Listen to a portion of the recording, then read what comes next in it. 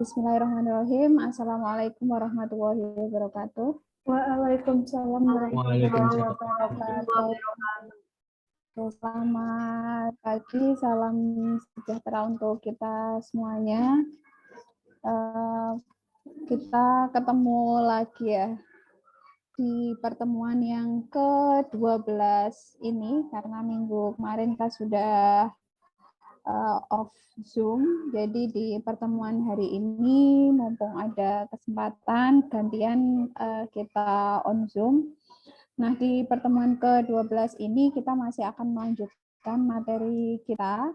Kalau minggu kemarin saudara sudah membahas mengenai organisasi manajemen. Nah, mulai pertemuan ke-12 ini, kita akan coba membedah satu persatu dari masing-masing bidang manajemen itu. Jadi, kalau saudara sudah ngecek di Elena, itu materinya memang berurutan, mulai dari MSDM, kemudian ada pemasaran, dan ada keuangan, ada produksi juga di situ. Nah, yang akan kita bahas untuk pertemuan hari ini itu adalah manajemen sumber daya manusia. Tapi sebelum kita mulai pembelajaran kita pada pagi hari ini suara saya bisa terdengar tidak?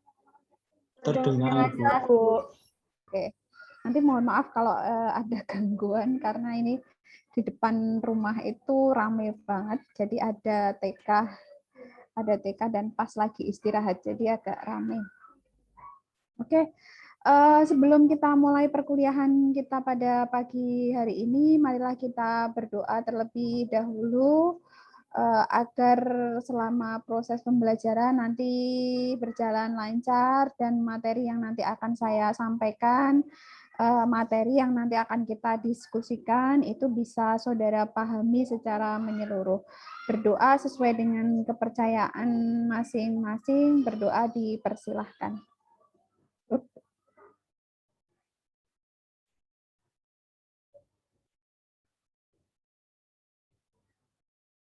Oke, berdoa selesai.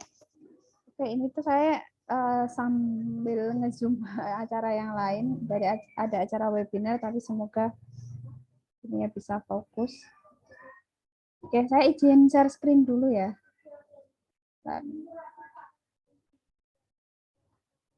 Oke, nanti ini yang lain pada kemana? Kok belum banyak banget nih? Ada 10 orang yang belum join. Silakan nanti dikasih tahu ya. Karena nanti daftar hadir presensi nanti akan saya cek di akhir perkuliahan. Oke. Slide-nya sudah tampak ya di tempat saudara? Sudah, Bu. Oke. Ya, yang hari ini akan kita bahas adalah berkaitan dengan manajemen sumber daya manusia. Ini materinya nggak terlalu banyak karena hanya 11 slide saja, jadi nanti kita bisa lebih banyak untuk diskusi ya. Nah, kalau fokus kita di sini adalah berkaitan dengan sumber daya manusia atau human resource. Human resource. Ya.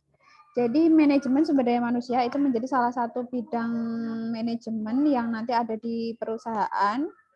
Ya, ini penting banget, ini krusial banget. Kalau saudara atau mungkin ada anggota keluarga saudara yang menjadi salah satu bagian dari manajemen ini, itu biasanya kalau di perusahaan atau di kantor itu disebut dengan HRD.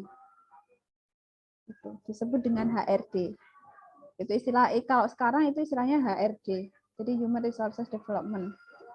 Itu atau kalau beberapa tahun ke belakang itu disebut dengan manajemen personalia. Jadi itu sama saja, manajemen personalia. Jadi pada intinya yang dibahas di situ, yang dikelola, karena kalau kita berkaitan dengan manajemen, saudara juga sudah paham ya, manajemen itu adalah ilmu atau seni untuk mengelola atau mengatur ya. Gitu. Maka di sini apa nih yang diatur? Yang diatur atau yang dikelola itu adalah SDM ini. SDM. Gitu. Jadi fokusnya kita adalah pada sumber daya manusia. Sumber daya manusia itu kalau di dalam perusahaan namanya adalah tenaga kerja atau karyawan. Itu. Jadi kita akan berfokus pada karyawan. Kira-kira nanti apa saja sih yang dikelola di dalam karyawan itu, atau apa saja yang nanti menjadi topik bahasan dari sumber daya manusia ini. Nah, pada materi ini beberapa hal. Jadi mind mapping-nya ini yang sudah saya bikinkan. Mohon maaf ini tulisannya agak ada yang vertikal, ada yang horizontal, tapi insya Allah nanti bisa kebaca. Yang akan kita bahas adalah yang pertama pengertian. Pengertian manajemen sumber daya manusia itu ada berbagai pendapat. Nah, di sini saya mengambilkan 5 dari pendapat. Nanti silakan saudara bisa dianalisis. Masing-masing dari pendapat tersebut itu pasti berbeda-beda, tapi pasti ada satu titik temu. Silakan nanti bisa disimpulkan sendiri. Kemudian di situ ada ruang lingkup. Ruang lingkup dari MSDM itu macam-macam. Ada human resource planning, ada job analysis, ada recruitment atau seleksi, ada orientasi, ada training, ada performance appraisal, ada compensation. Ini berkaitan nanti dengan gaji. Kemudian ada motivasi dan ada industrial relation atau hubungan industrial. Nah, yang namanya manajemen sumber daya manusia itu nanti dia diketuai atau dikepalai oleh seorang manajer ya. Jadi nanti masing-masing bidang itu punya manajernya masing-masing. Misalnya kalau SDM berarti manajer SDM, nanti ada keuangan yang manajer finance atau keuangan, ada manajer pemasaran, manajer produksi dan lain sebagainya. Nah, nanti tugas dan kewajiban masing-masing manajer tersebut itu beda-beda. Kalau berkaitan dengan SDM, di sini ada 1, 2, 3, 4, 5, 6, ada 7. Ada 7 tugas dan kewajiban manajer. 7 tugas ini itu mengajunya ke ruang lingkup ini. Jadi dia dasarnya, kenapa di situ ada 7? Ya dasarnya dari 7 ruang lingkup dari manajemen SDM ini. Kemudian ada kita membahas juga perkembangan sejarah MSDM. Nah, kalau ini itu memang tidak saya cantumkan di slide-nya. Silakan nanti saudara bisa mencari dari referensi lain bahwa perkembangan MSDM itu dimulai dari tahun 60, kemudian periode waktu tahun 70, tahun 80 sampai sekarang. Jadi salah satunya itu adalah penyebutannya ya. Kalau zaman dulu itu ada yang disebut personalia, kemudian kalau sekarang itu biasanya lebih ngetrennya itu pakai HRD. Selain itu juga kita akan melakukan perencanaan MSDM. Perencanaan MSDM itu meliputi kegiatannya ada 1, 2, 3, dan ada 4. Jadi ada 4 perencanaan yang harus dilakukan di bagian MSDM ini. Nah, kira-kira ini yang akan kita bahas, yang akan kita diskusikan selama 2 SKS ke depan. Ini peta konsepnya. Kita masuk ke yang pertama, pengertian manajemen sumber daya manusia. Jadi kalau kita berbicara masalah SDM, tujuan utamanya itu adalah menyediakan tenaga kerja. Udah, intinya objek utama dari MSDM itu adalah tenaga kerja. Jadi fokusnya adalah tenaga kerja. Tenaga kerja yang berkualitas.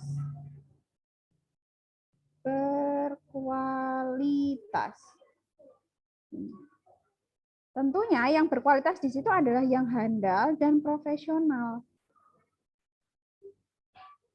Tujuannya untuk apa? Di situ untuk kelancaran organisasi, untuk kelancaran proses perusahaan, sehingga nanti perusahaan itu bisa mencapai goal-nya, goal perusahaan. Itu. Nah, di sini saya cantumkan beberapa pengertian MSDM dari beberapa ahli. Yang pertama adalah dari Henry Simamora, bahwa di situ MSDM itu adalah proses pendayagunaan. Jadi kita mendayagunakan, kita mengembangkan, kita melakukan penilaian, kita pemberian balas jasa, dan pengelolaan individu anggota organisasi ataupun kelompok pekerja. Jadi tidak hanya individu saja, jadi tidak hanya tenaga kerja saja, tetapi juga di situ ada kelompok tenaga kerja. Kelompok tenaga kerja itu tergabung dalam serikat pekerja.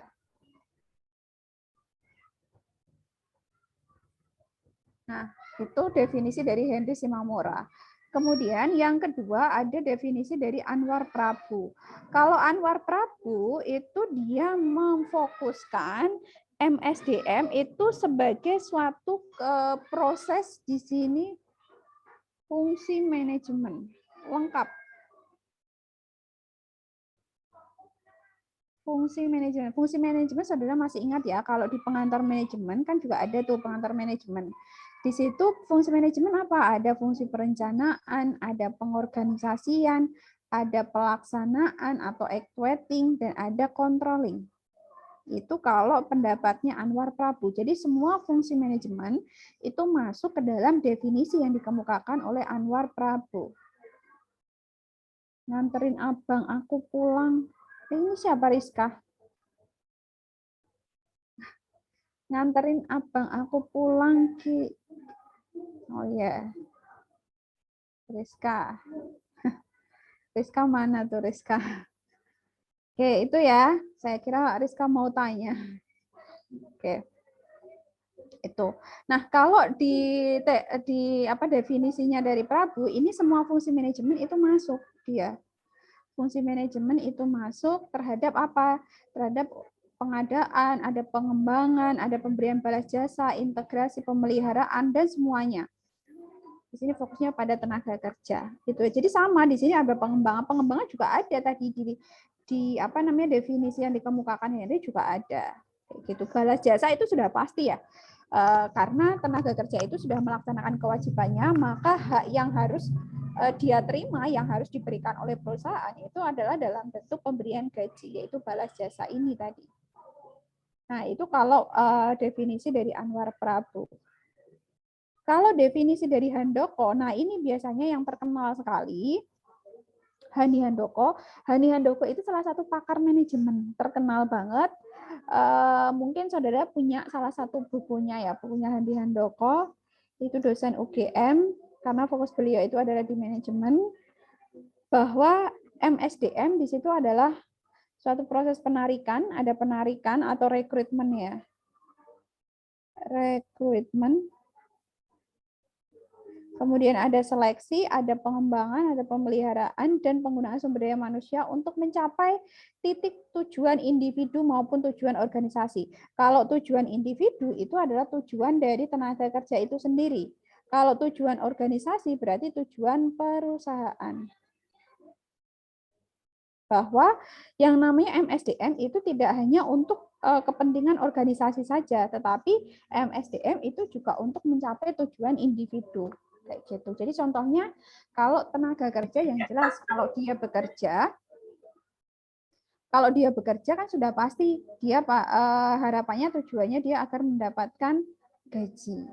Itu begitu juga organisasi atau perusahaan. Kalau perusahaan itu mengkaryakan tenaga kerjanya, maka dia bertujuan agar bisa menghasilkan kinerja perusahaan yang bagus, bisa meningkatkan laba mereka dan lain sebagainya. Gitu. Kemudian ada definisi dari Hasibuan.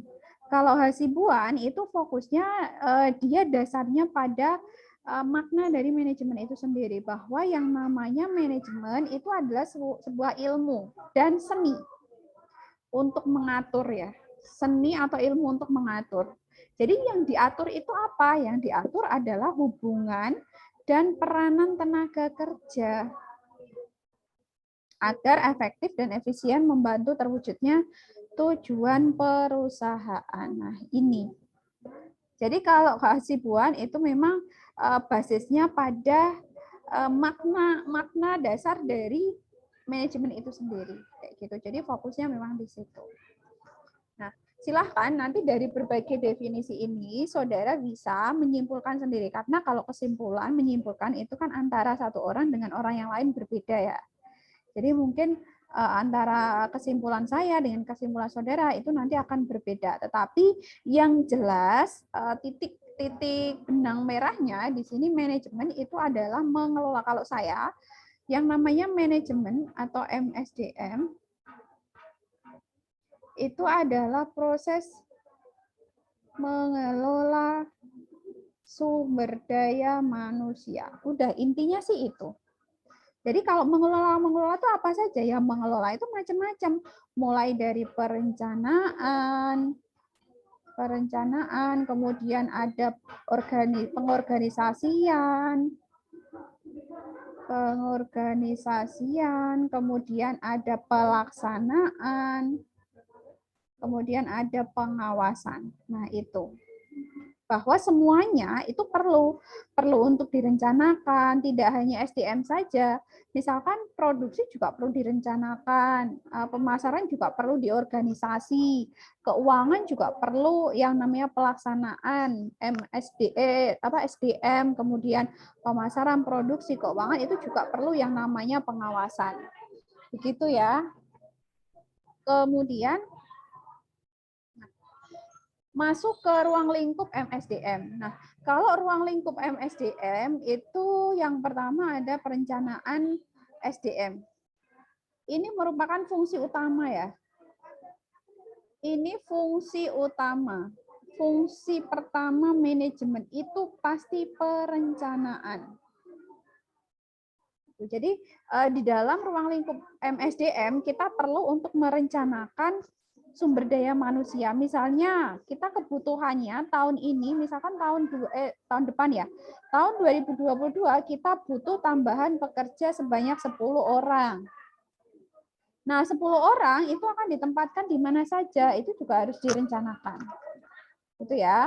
Kemudian yang kedua, menganalisis jabatan dan pekerjaan. Ini berkaitan dengan job desk. Jadi kalau di situ sudah kita merencanakan, maka kita juga harus merinci kira-kira job desk mereka itu apa saja. Kalau misalnya mereka akan ditempatkan di bagian misalkan finance, nah job desk-nya apa? Kalau misalkan mereka ditempatkan di bagian marketing, nanti job desk-nya apa? Kalau mereka ditempatkan di bagian HRD, nanti tugas mereka apa? Nah, di situ jelas. Jadi harus dijabarkan job desk dari masing-masing pekerjaan atau posisi atau jabatan tersebut. Nah, ruang lingkup yang ketiga itu ada perekrutan dan penyeleksian. Ada rekrutmen dan ada seleksi. Kalau rekrutmen itu adalah proses ini ya, proses awal kita untuk merekrut karyawan. Nah, kalau seleksi itu setelah kita merekrut kan kita harus memilih tuh. Kita harus memilih dengan cara melakukan berbagai ujian. Misalkan di situ ada seleksi berkas, ada seleksi kompetensi, misalkan tertulis, ada seleksi wawancara dan lain sebagainya. Itu. Yang keempat, memperkenalkan latar belakang. Nah, ini juga menjadi ruang lingkup MSDM. Kalau di situ MSDM itu sudah melakukan perekrutan dan penyeleksian, maka mereka kan nanti sudah, misalnya sudah keterima di perusahaan. Maka nanti bagian MSDM ini itu bertanggung jawab untuk mengawal. Jadi mereka tidak dibiarkan begitu saja, tetapi bagian MSDM itu bertanggung jawab untuk memperkenalkan lingkungan perusahaan, kemudian nanti tetap memantau kinerja selama mereka bekerja misalkan dalam 1 bulan, 2 bulan, dan seterusnya. Yang kelima, memberikan pelatihan dan pengembangan SDM. Ini juga penting ya. Jadi tenaga kerja itu tidak hanya mereka disuruh kerja itu enggak, tetapi mereka harus diberi kesempatan untuk mengembangkan kinerja mereka atau meningkatkan kinerja atau kompetensi. Dengan cara apa? Dengan cara memberikan pelatihan, kemudian misalkan perusahaan selain memberikan pelatihan juga biasanya ada yang mengizinkan karyawannya untuk studi lanjut kayak gitu. Itu merupakan salah satu bentuk peningkatan kompetensi. Jadi kita memberikan wadah bagi tenaga kerja, mereka tidak hanya disuruh kerja-kerja saja, tetapi perusahaan itu juga berkewajiban untuk memberikan bekal ya, memberikan kompetensi, peningkatan kompetensi agar kompetensi mereka itu enggak stagnan. Jadi mereka itu kompetensi tidak hanya itu saja, tetapi ketika ada inovasi atau ketika ada teknologi baru, mereka diberi pelatihan untuk bagaimana cara menggunakan teknologi baru tersebut gitu. Kemudian yang keenam, ini penilaian prestasi dan kinerja karyawan. Ini berkaitan dengan evaluasi. Jadi tetap evaluasi itu pasti ada. Evaluasi itu bisa dilakukan misalkan 6 bulan sekali, atau 1 bulan sekali, atau 1 tahun sekali. Jadi nanti ini sebagai dasar untuk melakukan follow up. Nanti kalau misalnya kinerjanya itu misalkan naik, oh berarti kalau kinerjanya dia naik, misalkan dia layak dapat promosi jabatan. Atau misalkan ketika kok tiba-tiba tahun ini misalnya kinerjanya kok turun. Misalkan kalau kinerjanya turun, maka mereka diberikan misalkan pelatihan atau diberikan bimbingan kayak gitu. Nah, yang ketujuh, perencanaan dan pemberian kompensasi atau upah. Ini jelas ya, ini merupakan hak tenaga kerja. Hak tenaga kerja. Jadi mereka sudah bekerja, maka di situ perusahaan juga berhak wajib memberikan kompensasi bagi tenaga kerja. Itu bisa dalam bentuk upah atau misalkan kompensasi yang lain, misalkan uang lembur dan lain sebagainya. Itu sudah ada ketentuannya. Jadi misalkan kalau gaji sudah ada undang-undangnya, misalkan kalau uang lembur, misalkan nanti dibayarkannya bagaimana, tarif per jamnya berapa, kayak gitu. Itu juga tetap harus diperhitungkan. Yang kedelapan, memotivasi karyawan, memperhatikan kesejahteraannya, kesehatan dan keselamatan kerja. Ini juga biasanya berkaitan dengan tunjangan, kemudian ada asuransi atau fasilitas fisik. Itu juga bisa. Jadi kalau asuransi misalkan di situ kan kalau berkaitan dengan kesehatan, maka perusahaan menyediakan BPJS ya, BPJS. Kemudian kalau fasilitas fisik, misalkan kalau keselamatan kerja, kalau orang yang kerja di lapangan, misalkan diberikan untuk menunjang keselamatannya, maka diberikan fasilitas misalkan ada helm, kemudian ada baju lapangan, dan lain sebagainya. Nah, yang kesembilan, menjaga hubungan dan melakukan komunikasi dengan serikat pekerja. Nah, ini yang terpenting. Kita tidak bisa memungkiri bahwa di dalam organisasi atau di dalam perusahaan itu pasti ada yang namanya serikat pekerja. Ini wadah ya. Wadah aspirasi. Sama halnya ketika saudara itu di kampus. Kalau di Fakultas Ekonomi, tempat saudara bisa menyuarakan aspirasi saudara di mana? Oh, dengan ikut organisasi. Organisasinya apa? Misalkan di situ kalau tingkat fakultas ada BEM. Kalau di situ urusan jurusan, berarti nanti di situ ada himpunan mahasiswa atau HIMA dan lain sebagainya. Nah, itu. Jadi itu sebagai salah satu contoh ilustrasi ya, kalau di setiap organisasi atau di sebuah lingkungan itu pasti ada yang namanya organisasi. Nah, kalau di perusahaan itu namanya serikat pekerja. Bahkan serikat pekerja itu juga menjadi salah satu konsen penting ketika saudara itu memperingati Hari Buruh Nasional, yaitu jatuh pada tanggal 1 Mei.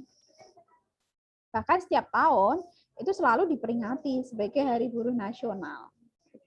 Dan biasanya setiap 1 Mei itu pasti serikat pekerja di sini dia akan memberikan beberapa aspirasinya. Mereka mengungkapkan misalkan ada beberapa hal yang memang perlu untuk diubah atau diperbaiki. Nanti di situ disuarakan kayak gitu. Nah, itu ruang lingkup manajemen SDM. Nah, ruang lingkup ini itu juga tadi seperti yang saya bilang, ruang lingkup itu yang nanti akan mengikat tugas dan kewajiban dari seorang manajer SDM. Di sini ada 7 tugas. Yang pertama perencanaan dan mengkoordinasikan tenaga kerja. Jadi tugasnya itu adalah kita melakukan perencanaan dan kita mengkoordinasikan. Yang kedua, kita sebagai penyambung atau mediasi antara manajemen dan karyawan. Berarti ini tadi kaitannya dengan serikat pekerja. Serikat pekerja.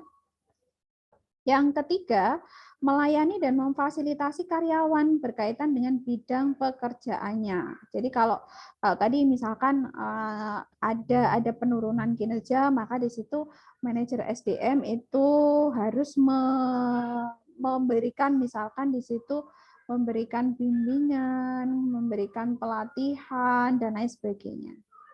Atau memberikan motivasi agar tenaga kerja tersebut bisa meningkatkan produktivitasnya. Yang keempat, memberikan masukan.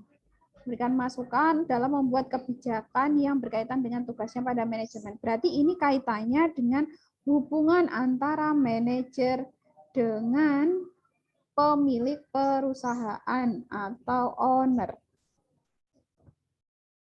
Yang kelima, mengkoordinir dan melaksanakan fungsi controlling. Fungsi controlling ini sebagai salah satu fungsi manajemen ya.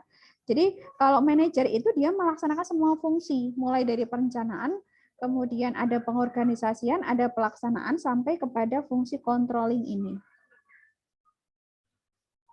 Yang keenam, melaksanakan fungsi manajemen pada proses perekrutan, kemudian ada wawancara kerja, ada seleksi, dan ada penempatan karyawan baru. Jadi manajer SDM itu bertanggung jawab mulai dari awal sampai akhir penempatan tenaga kerja. Jadi bagaimana merencanakan SDM-nya, misalkan tahun ini kita butuh berapa, bagaimana wawancaranya, bagaimana proses seleksinya, kemudian nanti penempatannya itu akan ditempatkan di mana, dengan siapa, itu semuanya menjadi tanggung jawab dari manajer SDM. Nah, yang ketujuh, menangani masalah-masalah yang timbul di ketenagakerjaan. Misalkan kalau di situ ada cuti, kemudian ada yang keluar, ada yang resign ya, ada yang resign. Kemudian misalkan di situ macam-macam. Nah, itu semuanya nanti akan ditangani oleh manajer SDM. Oke. Nah, ini berkaitan dengan perencanaan MSDM. Nah, kalau di dalam perencanaan itu kita punya 2 metode.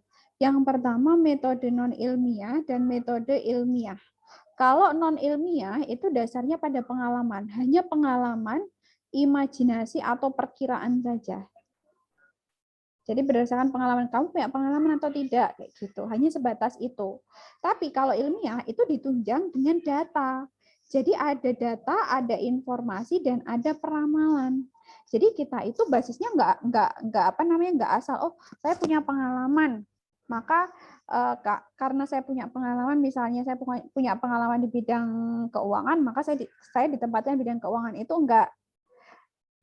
Kalau di metode kita pakai metode non ilmiah ya itu boleh, tapi kalau kita pakai metode ilmiah maka di situ itu tidak akan cukup. Jadi kita harus ada datanya. Loh, datanya mana? Kalau kamu ngomong saja kamu punya pengalaman, ada nggak datanya? Misalkan dibuktikan, oh iya ini saya punya surat keterangan, misalkan surat keterangan, atau misalkan saya punya pengalaman dalam bentuk saya pernah mengikuti pelatihan. Buktinya mana? Oh ini sertifikatnya, kayak gitu. Jadi ada data, ada informasi yang valid di situ. Nah, kalau seperti itu berarti kita pakai metode ilmiah. Nah, metode ilmiah ini itu resikonya memang relatif lebih kecil ya, karena tadi ada data validnya. Jadi valid di sini. Validitasnya itu teruji. Tapi kalau non ilmiah kan tidak. Jadi kalau saya punya pengalaman kayak gitu. Oh ya sudah pengalaman, tapi tidak bisa dibuktikan kayak gitu ya nggak bisa. Tapi kalau metode ilmiah itu semuanya harus dibuktikan. Kemudian di sini ada 4 kegiatan yang saling berhubungan dalam sistem perencanaan MSDM. Yang pertama adalah inventarisasi persediaan SDM. Jadi kita melakukan inventarisasi, kita melakukan pencatatan lah, kita melakukan pendataan. Misalkan bagian SDM, misalkan personilnya berapa, bagian produksi nanti jumlah pegawainya berapa, kurang atau tidak, kebutuhannya apa yang mereka rasakan, kinerjanya bagaimana, itu semuanya diinventarisasi. Yang kedua ada forecast atau peramalan. Nah, peramalan di sini itu kita bisa melakukan perencanaan rekrutmen dan seleksi. Jadi kita bisa meramalkan, oh kalau misalnya tahun depan itu perusahaan kita itu mau menambah pasar, misalkan kita mau bikin cabang baru di kota A misalkan. Oh, berarti kalau kita mau menambah cabang baru di kota A, berarti kita harus melakukan proses rekrutmen dan seleksi. Jadi kita nanti bisa meramalkan. Gitu. Jadi kita kira-kira yang dibutuhkan berapa. Gitu. Itu nanti masuknya ke forecast. Kemudian di situ juga kita harus mengidentifikasi bagaimana pasar tenaga kerjanya. Nah, yang namanya pasar itu dia tidak hanya pasar barang saja. Pasar barang itu misalkan kayak pasar pasar Johar itu kan pasar barang. Itu. Jadi kalau di pasar tenaga kerja itu yang diperjualbelikan adalah tenaga kerjanya. Jadi manusianya yang diperjualbelikan di situ. Nah, di situ juga kita harus memperhitungkan. Kalau tadi kasusnya misalnya kita mau buka cabang baru, kita juga harus melakukan observasi kira-kira kalau di kota A itu bagaimana pasar tenaga kerjanya. Oh, ternyata misalkan di daerah sana itu lulusannya berkualitas. Oh, berarti nanti kita tidak akan kesusahan untuk mencari tenaga kerja. Atau misalnya oh kalau di sana itu ternyata tenaga kerjanya kok tidak sesuai dengan harapan. Oh, nanti bagaimana nih? Berarti kita harus merekrut dari daerah lain kayak gitu. Itu contohnya. Nah, yang ketiga itu kita memprediksi permintaan tenaga kerja atau demand. Nah, pertanyaan saya, kalau di pasar barang ya permintaan atau demand itu dilakukan oleh siapa? Permintaan itu dilakukan oleh siapa kalau di pasar barang? Konsumen. Oleh konsumen ya, atau masyarakat. Kalau supply itu dilakukan oleh siapa? Kalau supply dilakukan oleh siapa nih? Produsen. Ya, oleh produsen atau perusahaan lah ya. Perusahaan. Nah, sekarang saya balik nih. Kalau ini kan di pasar barang.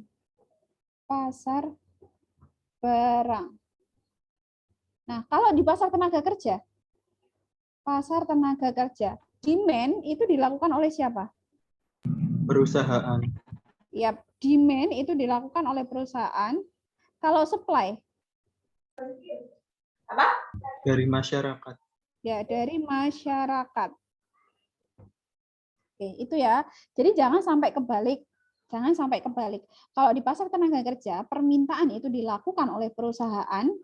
Berarti kan yang meminta itu yang butuh itu kan perusahaan. Sedangkan masyarakat atau tenaga kerja itu dia melakukan penawaran. Nah, bedanya kalau di pasar barang itu kebalikannya.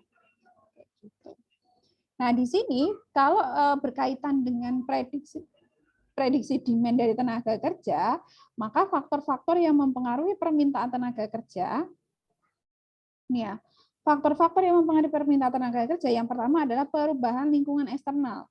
Lingkungan eksternal siapa? Ada pemerintah.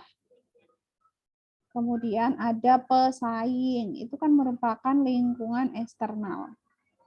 Misalkan nanti ada kebijakan baru nih dari pemerintah. Nah, itu juga nanti akan mempengaruhi permintaan tenaga kerja.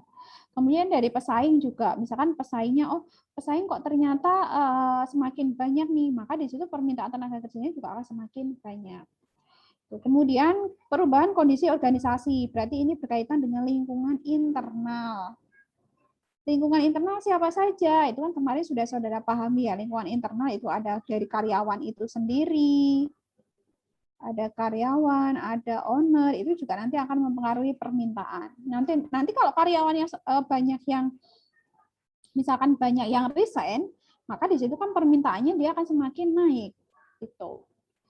Nah, itu kalau perubahan kondisi organisasi. Kemudian yang ketiga, faktor yang ketiga adalah perubahan kondisi tenaga kerja. Ini kondisi tenaga kerja ini fokus pada tenaga kerjanya. Kalau tadi kondisi organisasi itu kan ada Kak. Sebenarnya bisa sih kalau tenaga kerja itu masuk ke organisasi bisa, masuk ke tenaga kerja juga bisa. Tetapi kalau organisasi tadi fokusnya ke organisasi, ke perusahaan itu, tapi kalau kondisi tenaga kerja itu fokus ke karyawannya. Fokus ke karyawan. Tapi kalau organisasi kan tadi banyak, ada karyawan, ada owner, ada misalkan di situ investor dan lain sebagainya. Nah, yang keempat, kegiatan yang keempat adalah penyusunan rencana SDM. Penyusunan rencana SDM ini berdasarkan pada peramalan, pengembangan juga. Di situ tugasnya adalah melakukan perencanaan. Jadi tadi perencanaan kan macam-macam, misalnya kebutuhannya berapa, kemudian nanti penempatannya bagaimana, proses seleksinya bagaimana, itu semuanya ada di dalam perencanaan SDM. Nah, itu 4 kegiatan yang saling berhubungan dalam sistem perencanaan MSDM. Oke, itu saja materinya karena materi ini cukup sedikit ya, jadi hanya 11 slide. Silakan kita akan lanjutkan untuk sesi berikutnya, yaitu sesi diskusi. Silakan kalau ada hal yang ingin ditanyakan. Ada atau tidak? Sambil saya, kalau nanti ada pertanyaan ya, boleh dituliskan di kolom chat room atau saudara langsung resen juga boleh. Saya cek kehadiran saudara dulu ya.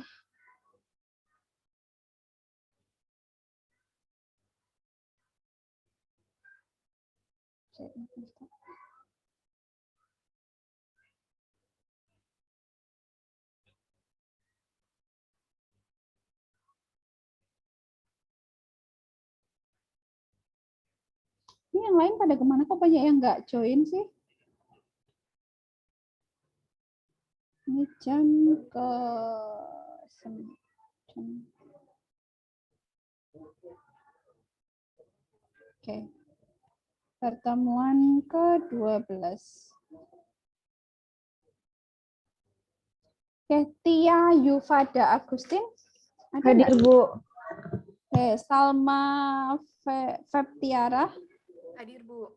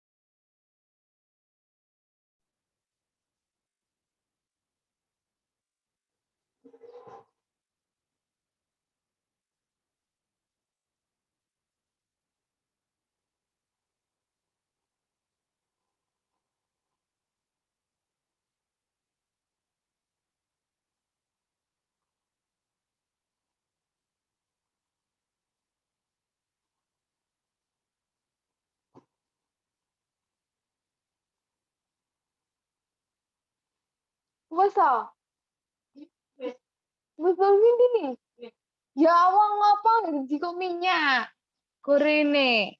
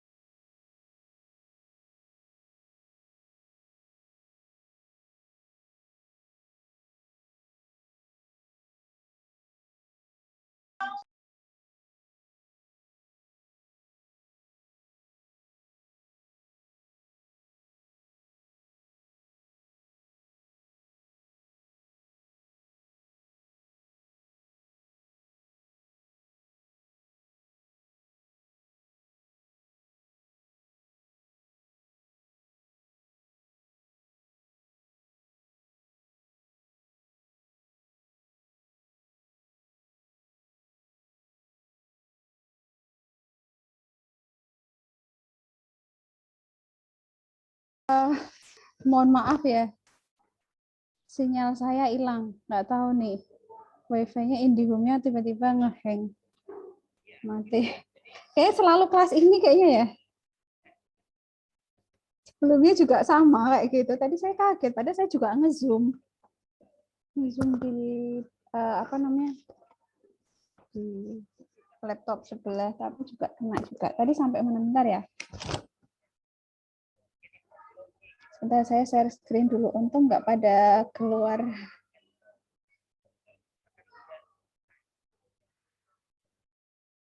Oke, saya lanjutkan ya. Oke.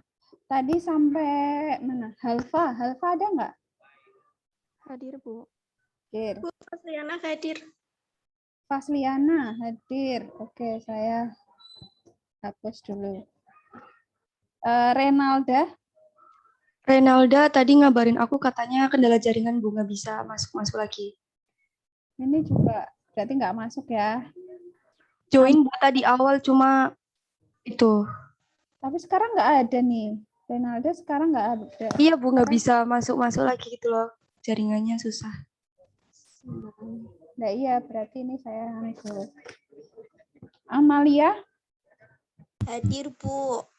Fajar Kurniawan. Fajar mana Fajar? Left. Loh, kemana ini kok live? Keluar. Fajar itu yang keluar, Bu. Oh, Fajar keluar. Oh iya deh. Kan kelas ini berapa orang sih? 2 orang ya? Berapa? Fajar sama satu lagi kan yang cewek itu kan? Iya. Oh, ya udah itu. Kemudian Aldila Putri, Hadir Bu. Triana Liswati. Triana ada nggak? Triana nggak ada. Keluar Bu. Oh, ini yang keluar yang sama Fajar. Ya. Iya Ibu. Iya Bu. Oke, saya lingkari dulu biar nggak kelupaan. Nabila Putri. Hadir Bu. Ika Amelia. Hadir, Bu. Christian. Hadir. Winda Hayu. Hadir. Siti Malikah. Hadir. Lulu Atul Husna. Lulu Atul mana? Lulu belum ada. Saya silang. Dia Ajeng Nawa. Ada nggak di Dia Ajeng? Ini juga nggak ada. Kok pada hilang sih? Yuni Indah Lestari. Yuni mana Yuni? Nggak ada lagi. Tadi masuk Zoom, Bu. Sekarang nggak ada. Mungkin keluar karena sinyal. Ada Bu, di sini ada. Yuni, suaranya mana nih Yuni? Yuni. Yuni ada nih, tapi nggak ada suaranya. Tapi on cam kok itu. Iya, on cam, tapi Yuni masih di mute, Yun. Yuni masih. Ayo, saya mau dengar suaranya Yuni nih. Atau kalau nggak bisa ditulis di kolom chat room aja, Yun.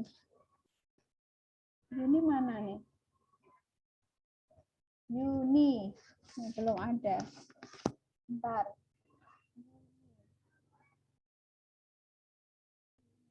Dia tuh on cam. Tapi kok nggak? Oh ini. Yuni dengar suara saya nggak, Yun?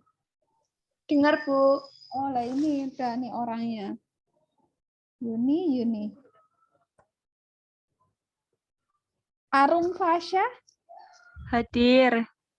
Oke. Hanif Iqbal Syah. Hadir, Bu. Fatika Putri. Hadir, Bu. Yama Rosani. Hadir, Bu. Aulia Fikri. Hadir, Bu. Rizka Okta Maria. Hadir, Bu. Aprilia Wulandari. Hadir, Bu. Atia Najmi.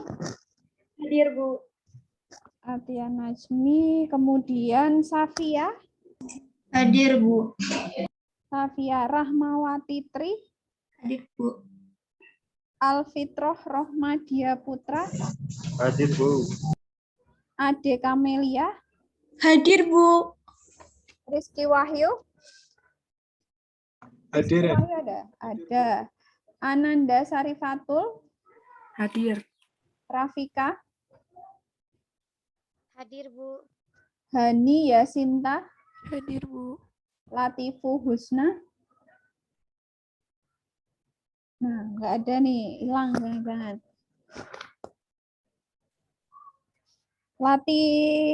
Latifu mana? Latifu ada nggak nih? Coba. Jangan-jangan saya ditinggal pergi nih. Latifu mana? Dia off cam dan speakernya juga dimatikan. Latifu, jangan-jangan ini ditinggal pergi saya. Latifu mana? Latifu. Nah, Latif mana Latif? Oke. Belum ada suaranya, saya silang dulu.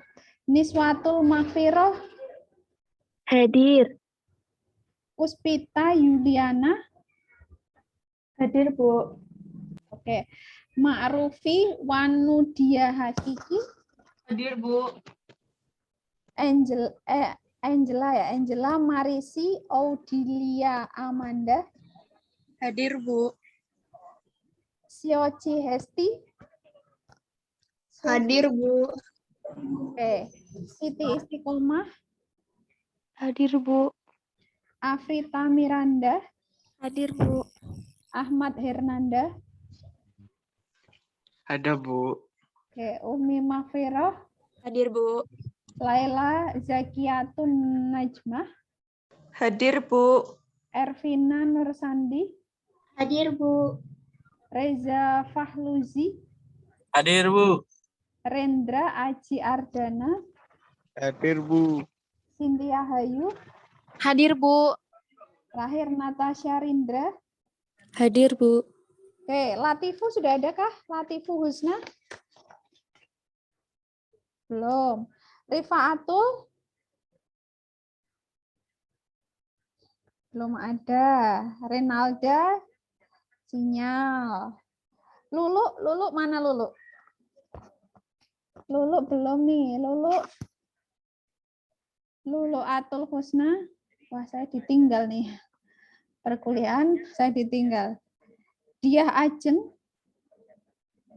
Ajeng Nawa Kartika. Nggak ada. 1, 2, 3, 4, 5. 5 orang yang belum memberikan responnya di perkuliahan ini. Saya nggak tahu ini orangnya ada atau cuma ninggal HP-nya doang ini. Oke, itu saja ya. Silahkan kalau ada pertanyaan untuk materi kita hari ini. Ada atau tidak? Oke, ini saya simpan dulu.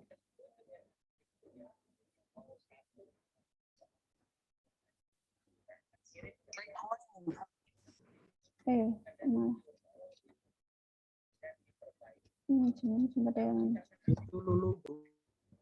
Nah, Lulu dari mana, Lu?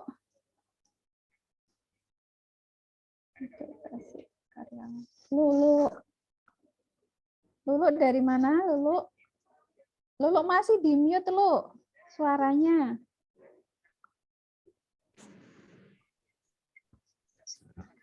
Ibu udah terdengar? Ya, sudah. Tadi mencoba masuk nggak bisa, dikira sinyal, ternyata kuotanya habis, Bu. Oh, Ini ya. baru bisa. Ya, terus siapa lagi nih? Renalda ada enggak? Renalda.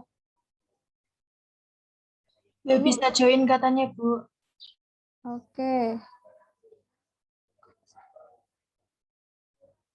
Kemudian siapa lagi? Rifaatul?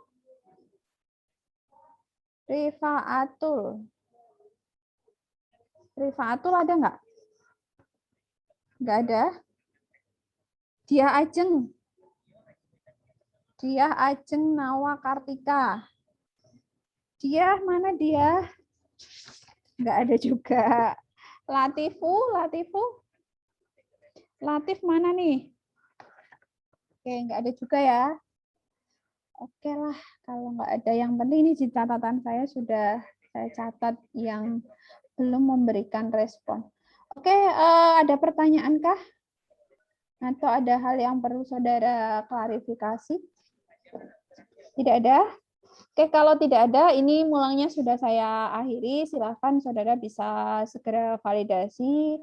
Dan karena tidak ada pertanyaan, tidak ada hal yang perlu kita diskusikan, berarti saya akhiri perkuliahan kita sampai hari ini. Kita nanti lanjutkan untuk materi minggu depan dengan materi manajemen pemasaran atau marketing manajemen. Silakan nanti bisa dipelajari terlebih dahulu sehingga diskusinya nanti akan berjalan lebih aktif lagi.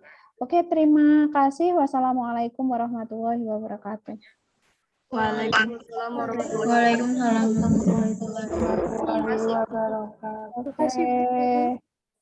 Oke, ini saya